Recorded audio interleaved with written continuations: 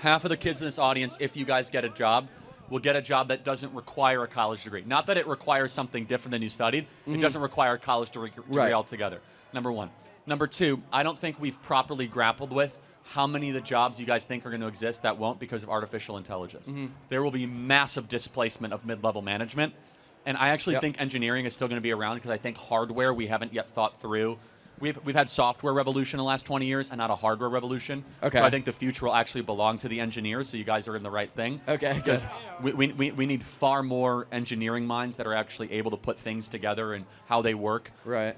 Whereas software, I think that's going to be largely displaced by artificial intelligence. Okay. But look, Purdue, I will say this. Purdue, to your credit, no tuition hikes for 15 years, if I'm not mistaken, right? Yeah. So that's good. You know, Charlie is always good at what he does, okay? To make you change the heart and use the maker. I think it's interesting, right? Let's continue with the video. I just kind of disagree about college as a scam. I don't think college is a scam. I think, you know, especially when it comes to your degree not exactly being relevant to your career, I think that's kind of a generalization where it's, you know, maybe you're not doing a career that's specifically geared towards what you majored in or your degree, but that doesn't necessarily mean that your degree wasn't useful for you to get to that career path, you know. Okay, yeah, fine. So half of the people in this audience, once you guys go to find jobs, it might be higher at Purdue, but let's just say nationally. Yeah. Because engineering is a legitimately good thing to go study. That's Right. the exception. Just so we're clear, that's less than 10% of all college kids are studying something in engineering. Just so we're clear. In Sure. Purdue, it's much higher. Yeah, obviously. STEM, but STEM too. You know, STEM's, I mean, Well, STEM degrees are good even if it's not engineering, right? I will address the STEM part in a second. Okay. Half of the kids in this audience, if you guys get a job, will get a job that doesn't require a college degree. Not that it requires something different than you studied. It doesn't require a college degree altogether, number one. Number two, I don't think we've properly grappled with how many of the jobs you guys think are going to exist that won't because of artificial intelligence. There will be massive displacement of mid-level management. And I actually think engineering is still going to be around because I think hardware we haven't yet thought through. We've had software revolution in the last 20 years and not a hardware revolution. Okay. So I think the future will actually belong to the engineers, so you guys are in the right thing. Okay. Because we need far more engineering minds that are actually able to put things together and how they work. Right. Whereas software, I think that's going to be largely displaced by artificial intelligence. Okay. But look, Purdue, I will say this. Purdue, to your credit, no tuition hikes for 15 years, if I'm not mistaken, right? Yeah. So that's good. Yeah, that's nice. So that deserves credit. More Right. pro-free speech than not. The university's treated us really well here. That's good. But generally, if you're going to go to Purdue or any other school, or IU, let's pick on IU, right? Yeah, come on. If you go to IU got me now. and you're studying North African lesbian poetry, Yeah, that's not a great use of your time. I would agree. Right, but if you're here studying, as the other gentleman who disagreed, aerospace engineering, like, okay, I can kind of see that. Yeah. So Purdue largely is an exception as an engineering school. I imagine you guys have humanities departments too, though, here, right? Yeah, absolutely. But I Yeah. think most of the humanities departments kind of go hand in hand with STEM. So, for example, like there's one of the big programs in the School of Liberal Arts is Degree Plus or Degree in 3, where you can double major and get a humanities degree alongside a STEM degree or whatever else you're studying. So I think like that's important. And also as a chemistry major, hopefully a scientist soon, arts and humanities are very important, and science is very human. And I think that is what's going to keep us kind of afloat from AI. So I think it's still important. That's actually right? a great Like, argument. But I would say the humanities, and this is a fact, have tilted insanely far to the left, right? They are very postmodern, very critical theory driven. And so if you're studying the humanities, if you're studying Plato, Aristotle, and Augustine, and Socrates, and the classics, I think that's great. But if you're studying like Foucault and Derrida and Kimberly Crenshaw and Derek Bell, like, I don't know if that's really worth your time. Here's the large part of it. Let's just be honest. Okay. Generally, kids that go to college do not have a direct career path as to why they're there and why they're borrowing the money. That's just a fact. And I think we have way too many kids going to college in this country, and we do need actually more. We need more mechanics, we need more carpenters, we need more welders, more HVAC, more entrepreneurs. And again, I do have to exempt engineering from a lot of my critique, as I do in my book, by the way, because I think that we have a ridiculous deficit in engineering in this country. Yeah, I mean, so then considering that and considering, more than half of the degrees are coming from STEM fields, is it fair to say that college Half is a the scam? degrees nationally? No, that's not true. Not even close to true. Okay. It's like 15%. But for engineering, I mean, no. engineering alone, STEM. sure. No, STEM is 15%. 55% is humanities, anthropology, social sciences, elementary school education, communications, psychology. So Okay. like 55 to 60% of kids that go to college are studying like abstract liberal arts. Again, I still think that's like pretty useful, especially considering how far AI is coming and automation. What is the job application of a communications degree? I mean, like in terms of what career path you go with a communications why degree? did you need to go to college to do that? Because I mean, again, it doesn't. There's not an exact career, but a communications degree can help you get other jobs. For example, So- my brother was a communications major, and now he's in tech sales, and that degree helped him get into that. That's But a great it's not example. necessarily I don't think you need a communications degree to get into career. tech sales. Let me ask you a hypothetical. It's a fun thought experiment, okay? Okay, sure. An 18-year-old. Yeah.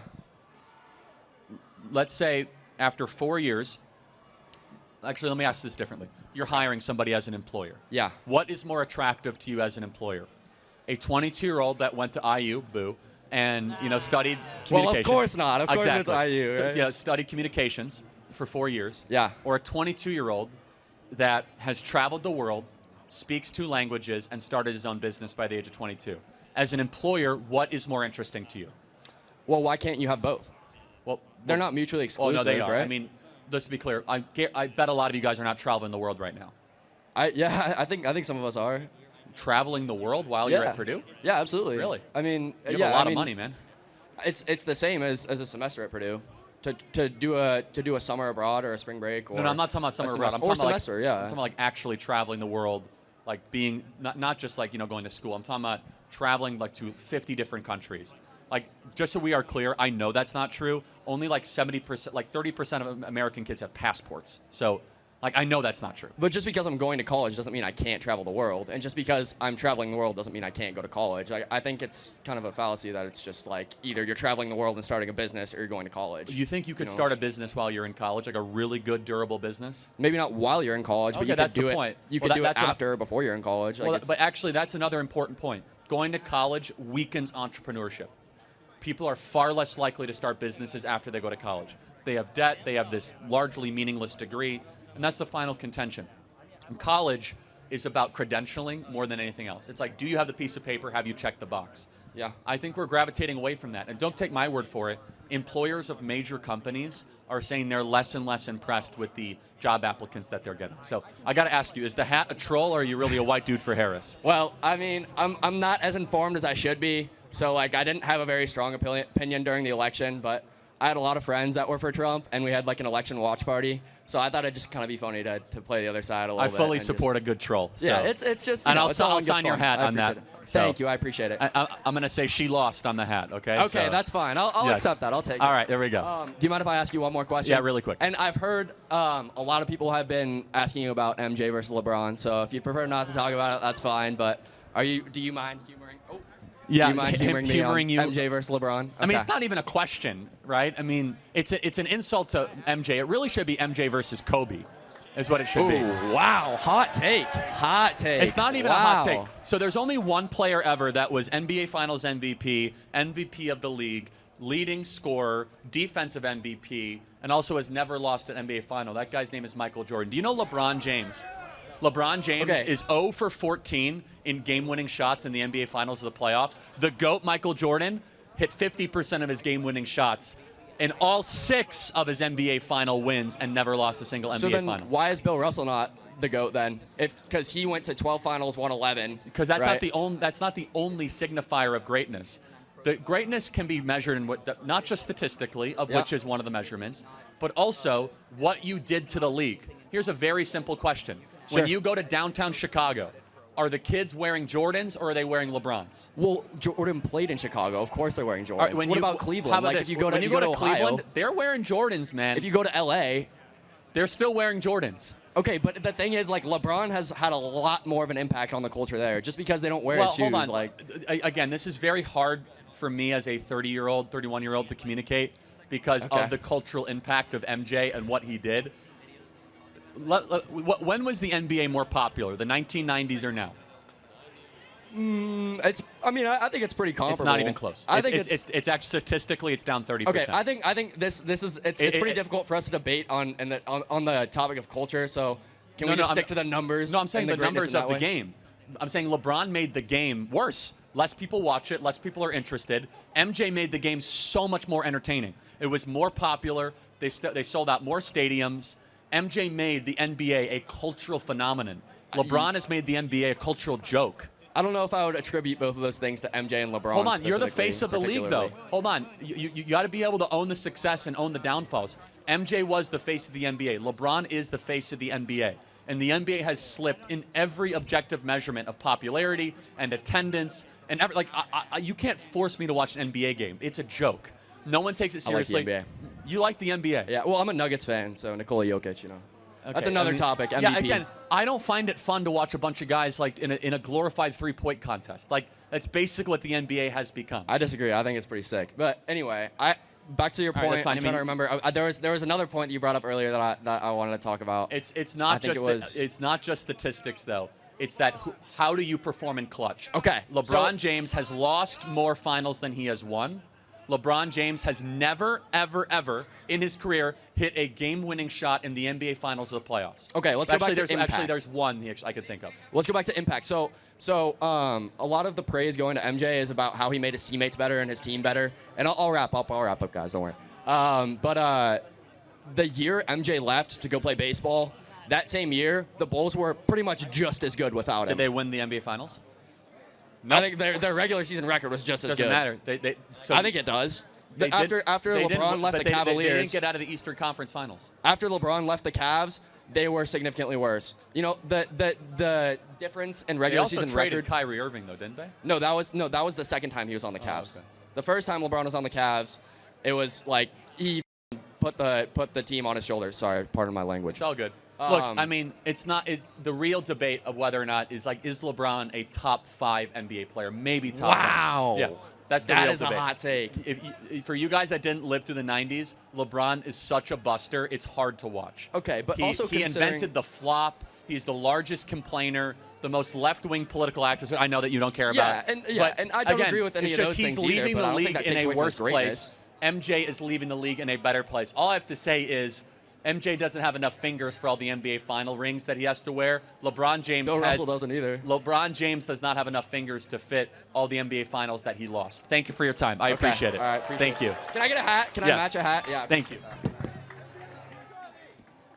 All right, go Nuggets, go Broncos. That's all I got to say. Enough. Oh yeah, Bo Nix is my man. What? Well, that's funny. Charlie, permit me to say this. Actually, I think that NBA was actually very popular during the 90s.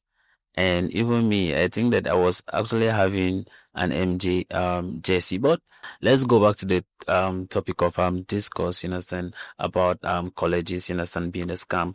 I have always told people that you don't have to go to university and spend 4 years for you to study communication.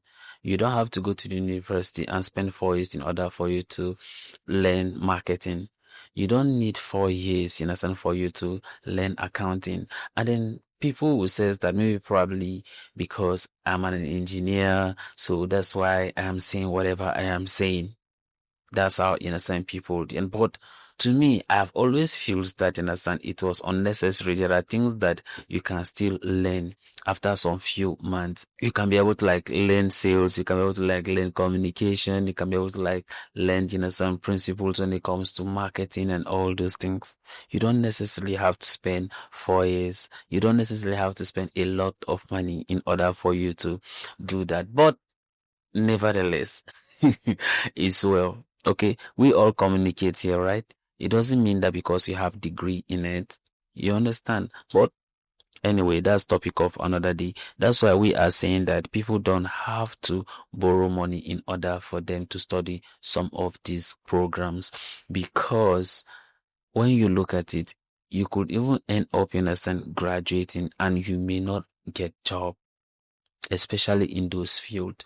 Reason being is, people set off their mind and think that once you go to the college, you're going to get a job. Yes, it may be happening in the 80s and in the 90s, but as it is at the moment in this very 21st century, it's not happening.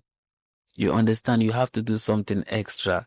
And then that's the reason why then I was watching particular college kid that was talking about how he listened to Charlie and now he is good, you understand, in I think it was carpentry or plumbing or something of that very nature. And then those are things that people don't actually put. Then these people are actually making a lot of money. You understand? Because everybody is actually going to the college because, oh, we're going to get a white collar job and all those things. But at the end of the day, you got to finish and realize that the jobs are not even there. And aside from that, maybe you take a lot of loan. So how do you think you're going to start up your business? With which fund? When you already have a lot of loan that you have not even paid. Then that is why, you understand, Charlie is discouraging people by saying that you don't have to go to the college.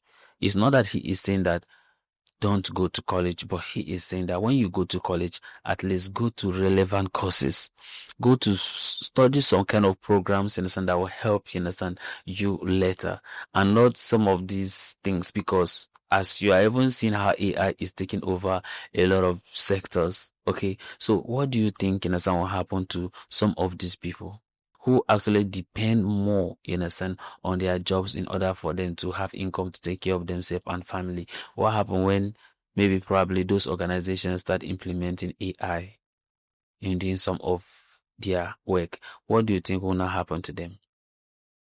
That's why I want to see your thought and opinion at the comment section, and may God bless you as you do so. But then, do you think that college is a scam? Let me see that at the comment section. Goodbye.